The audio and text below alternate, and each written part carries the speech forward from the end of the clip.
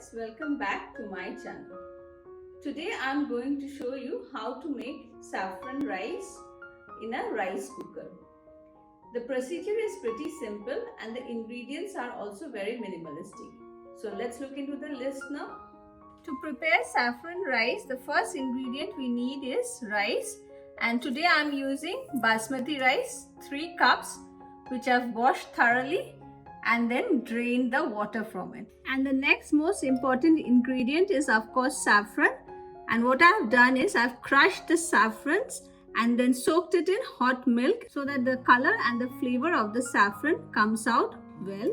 Next, I have a cup of fried onions. If you don't have fried onions at home, you can make them easily by frying some onions in hot oil. Around 2 tablespoons of coriander leaves finely chopped. Around half cup of cashew nuts, which I have split it into halves. And for the spices, today I have 2 bay leaves, around 5 cardamom pods, 5 to 6 cloves, 4 small sticks of cinnamon, and a teaspoon of shahi jeera. This is a finer version of the cumin seeds. If you don't have this, you can use normal cumin seeds also. And I'll be preparing the rice in ghee or clarified butter, about 2 tablespoons. And today I'll be preparing my saffron rice in a cooker. I've actually switched on the rice cooker, and next I'm going to add in 2 tablespoons of ghee or clarified butter to it. As you can see, the butter has already started melting. I'm going to add in the bay leaves, cinnamon sticks, cloves, cardamoms, and the shahi jeera or cumin seeds. I'll also add in the cashew nuts at this point so that they get fried along with the spices. Give it a quick mix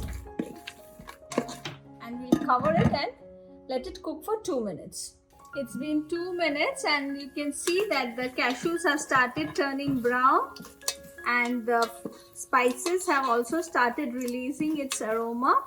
At this point, I'm going to add in the washed rice. After adding the rice, give it a good mix with the spices and the oil or ghee.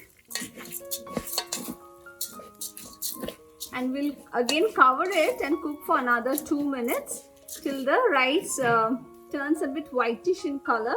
It's been around 2 minutes now, and if you can see, the rice has turned quite a bit whitish in color.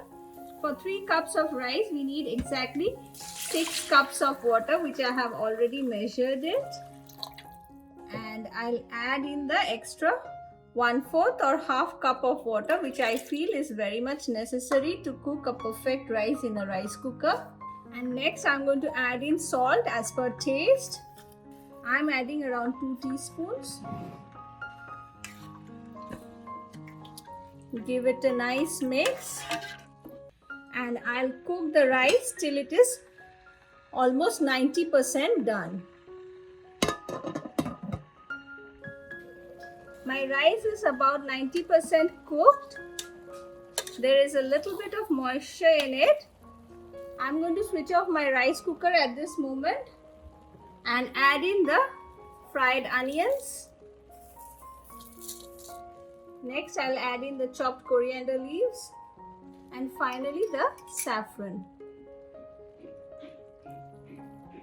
Do not use any kind of other essence in this rice. It is the flavors of the saffron that makes this rice really beautiful. And now I am going to close the lid and let it sit for 10 minutes before serving it. My saffron rice has been sitting for 10 minutes now. And I'll give it a quick mix and show you how nice and fluffy the rice is. And how the grains of the rice are nice and big. Give it a mix before serving. And now I'm going to serve it.